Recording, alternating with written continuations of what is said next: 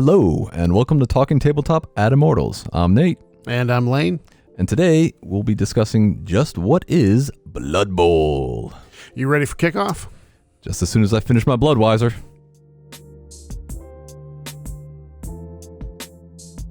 All right, let's get into Blood Bowl. On our last episode, we showed you just what was in the second season starter box. And if you missed that episode, we will have a link in the description below.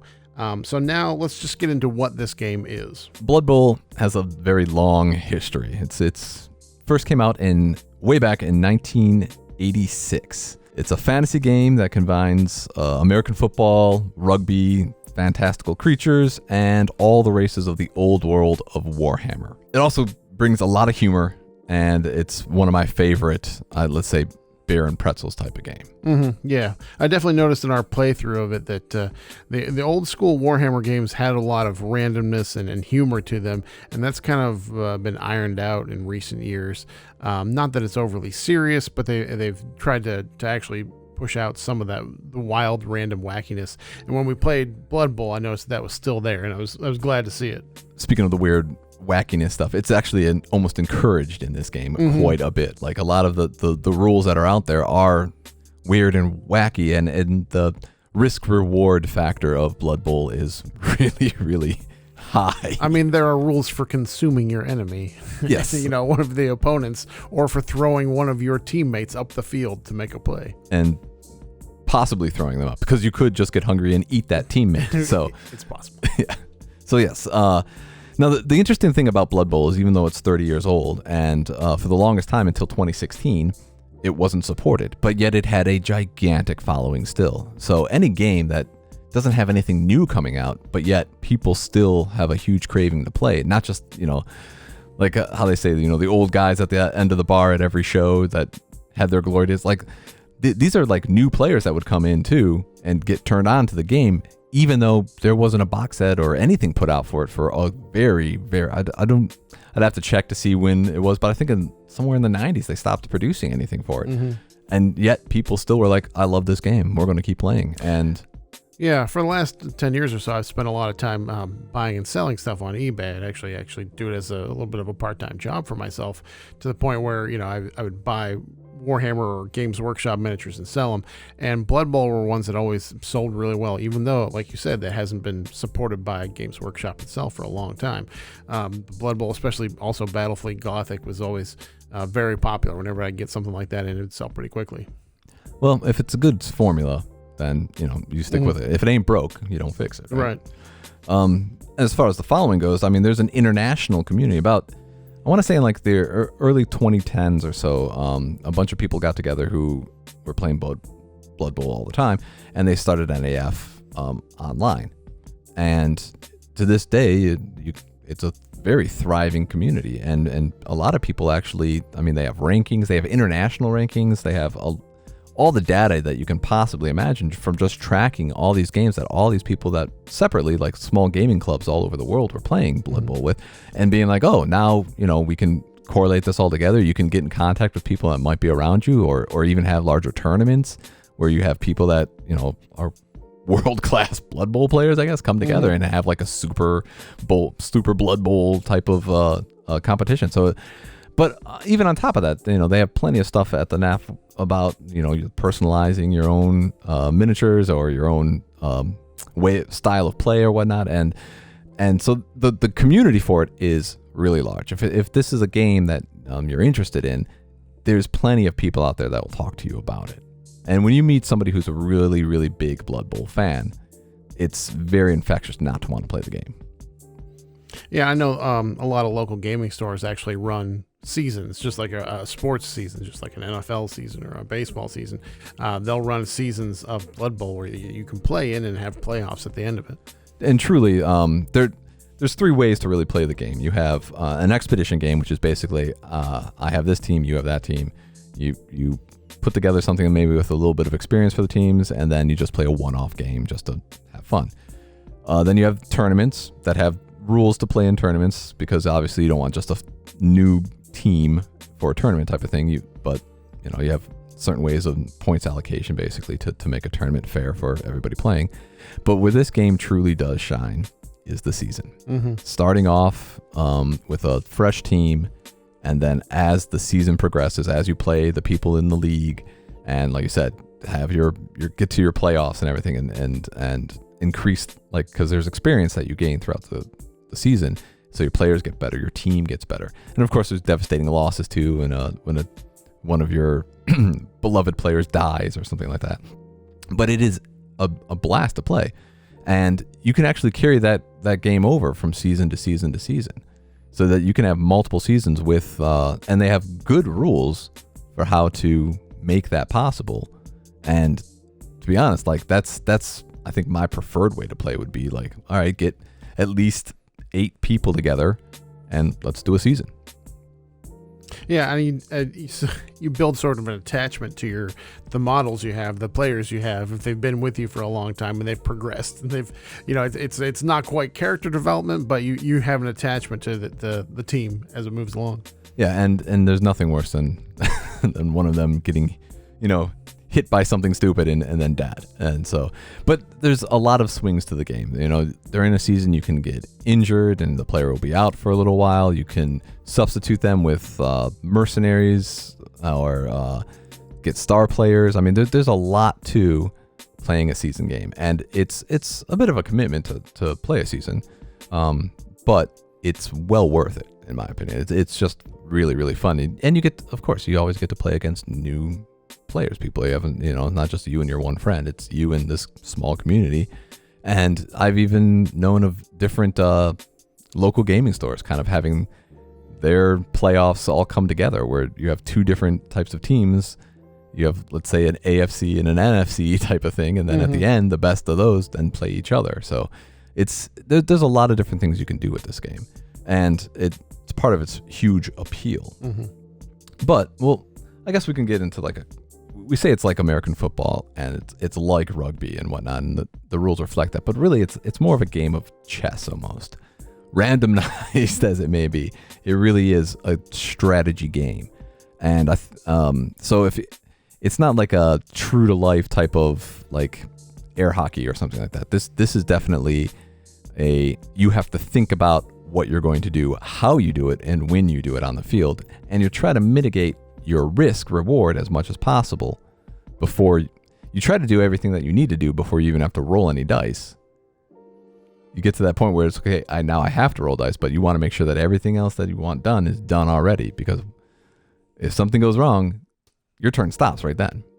Yeah, that's what I noticed most about it, is that if you're a person that doesn't like making decisions, this probably isn't the game for you, because there's a lot of decision making. And what you just talked about, that order in which you activate the players on your team, is huge. It's hugely important. And it's something I didn't really expect when I first picked up the game and started reading it and looking at the rules. But the tactical depth that's there when it comes to choosing who goes when. If you choose the wrong person at the wrong time and have the wrong dice roll, your activation ends. Your team, you're down, or your team's turn ends, even if you haven't activated all your players. You get yourself a turnover, and it stops right there, and then it goes to your opponent. So if you forgot the guy who's knocked down to pick him up, hey, he's staying on the ground, and that's just the way it is. So it really is a fun game to play. It is fun to think about. Most people who play tabletop games of any type or strategy games are familiar with chess. And when you play chess, you're not just playing that move. You're thinking about what's going to happen, 2-3 moves down the line. And it's no different with this game. You really do have to look at the board, think about what your opponent's going to do, or at least try to position yourself so that your opponent's going to most likely do what you think he is going to do. So it's very, very, very tactical and very, very strategic. But unlike chess, it's got the dice rolls in there that throw that element of randomness in that you can't always control for or plan for. And but with that randomness, it also adds a whole lot of excitement to the game. There's nothing quite like pulling off that one thing that has to happen, and you really didn't have the best chance of doing it, but it worked, and it's awesome. It's just a really fun game to play. So I guess what we would kind of want to ring into is who would be interested in playing Blood Bowl, for the people at least watching this. Yeah, it's one of those interesting things. If you enjoy watching sports, you probably enjoy playing this, because you have you have that participation that you don't get otherwise. In terms of, if you ever watch sports, you get angry that they don't do what you want them to do. Yes. You guys should have done this. You should have thrown. You should have passed. You should have run. I don't know. In this, you have the opportunity to make that decision and find out that oftentimes you're wrong. Yes. And in my opinion, I think who would like to play Blood Bowl? Anybody. I mean, it's just a solid game. I think that if you are into strategy games, if you're into kind of tongue-in-cheek humor and getting around with other people who share in that, this is a perfect game. A game itself, it's not non-time consuming. It's not like this is a quick game to play. A full game of Blood Bowl will probably be about 2 to 2.5 hours. Longer if you don't know the rules yet or you're just learning. But you get 2 competent guys who've been playing for a while. It's probably about a 2-hour game. And in that 2 hours, though, I mean, this is one of those games where it's not meant to be taken seriously either. Like, there's a competitive aspect, and you definitely feel you want to win. But it's also one of those things where, like, that didn't go off, it didn't go off. You just grab a beer and enjoy a nice time with your, I mean, sometimes one of your trolls just eats one of your goblins. There's nothing you can do about it. Absolutely nothing you can do about it. Or your guy falls down because he tried to extend himself and breaks his own armor and then ends up dead. Right. So I mean, these things happen. It's not like the chance of it happening are kind of minimal off that example I gave, but it does happen. It's a risk that you're like, oh, that could happen. So and some of the goofy stuff that can happen is when it goes off, it's just fun. Even if it's against you and it devastates what you're doing, it's hard not to laugh. Mm-hmm. And that's what I think I like about it the most, is that even though you have that competitiveness to it, and even though there are tournaments where people are really competing in it, it's still just a fun game to play. And I know some people might be like, well, a lot of board games, don't have as long of a time commitment. But I think even board game players would like this game. Like, there's not so much of it has the hobby aspect to it, but it also has a lot of that board game type of mechanic to it. So I think board game players would even really enjoy this game. It's basically, I can't stress enough, anybody who likes strategy games would really like this game. Unless you hate fantasy as a genre, or just dislike Warhammer or whatever, this game you can get into. Well, unlike a lot of Games Workshop games, once you get the starter set for this, you're pretty much set. You don't need to really go out and make other commitments, buy other things, get more. You've got your complete rules. You've got rules for the different factions. You've got 2 teams worth of models. You've got the board, the dice, the whole setup. You're all ready to go. It's not like as soon as you get this, well, there's this supplement and this extra models and more of these guys. You have that opportunity if you want to expand your team a little bit, but you have a really strong start and get a lot of playtime and a lot of enjoyment out just the starter set by itself. And another thing I really like about the game is, in my opinion, unlike Warhammer 40K and to an extent Age of Sigmar, even though you have different factions in those, it's kind of, Games Workshop has kind of taken them all and made them kind of homogenous. It used to be at one time, this type of army did this really well and this not so well. And this type of army did this really well and this not. They each had really good strengths and pretty good weaknesses. And it was always something that people complained about or whatever, but it was also part of the love of the game. It seems now, though, like most of the factions, they're just different flavors of the same thing. Like they're all starting to do everything kind of well. Like all the new codexes that have come out, like armies that used to not be good at one thing are kind of decent at it now and really super good at all this other stuff. With Blood Bowl, the teams really, really are diverse. And they are definitely good at this and not so good at that. And I think that's what I really like about it. There's a definite, not to say that you can't do what you want. It's just, if you're playing this team, you know what they're going to be good at. If it's a bashy team, you're going to bash and stuff. If it's a more dexterous team, you're going to be running around and throwing the ball. So, I mean, it's really nice in that aspect. Yeah, I mean, the rules really match the character of each team very well. So if you're playing elves or dwarves or orcs or ghosts or goblins or whatever it might be that you're playing, they devise really good rules that match the personality of that type of race that you're playing. And I think because it's more tongue-in-cheek and the rules are so weird, they can really ramp up that difference with those special rules that they put in. It's meant to be this guy's really, really, really, really, really good at this. Yeah. So. And it's kind of handy, too, when we're looking through the rules. They actually rank the strength on a scale of 1 to 3 on how good the teams are. How hard it is to pilot that team or play it, too. Yeah. So you can, if you're playing against a friend, you can kind of choose 2 relatively evenly matched teams. Because some of them, like the halflings, are just notoriously hard to play. They're fun. They're goofy. You're not there to win games with them, though. But if you do want to have a matched game, the fact is that Games Workshop ranks them in a power ranking, which they don't really do with any other games that I know of. Right. You have no idea how strong the different armies will be once they face off. And that's kind of handy when you just want to have a relatively balanced game.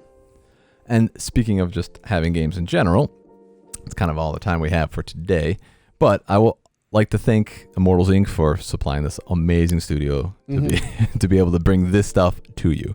As always, if you are interested in either Blood Bowl or any of the other games that we are talking about or yet to talk about, come on down. Friendly staff will be more than happy to point you in the right direction of whatever type of gaming you're into, be it role-playing, board games, card games, or miniatures. I'd also like to ask anybody if you have any questions concerning any of the stuff that we've talked about. Drop us a line on our Discord. We check that every day, and we'd love to be able to answer those questions. If also you're interested in a game and would like our 2 cents on it, drop a line in there. Maybe we can get that together for you. Or if there's something you want us to review or take a look at, we'll be willing to consider it. Yeah.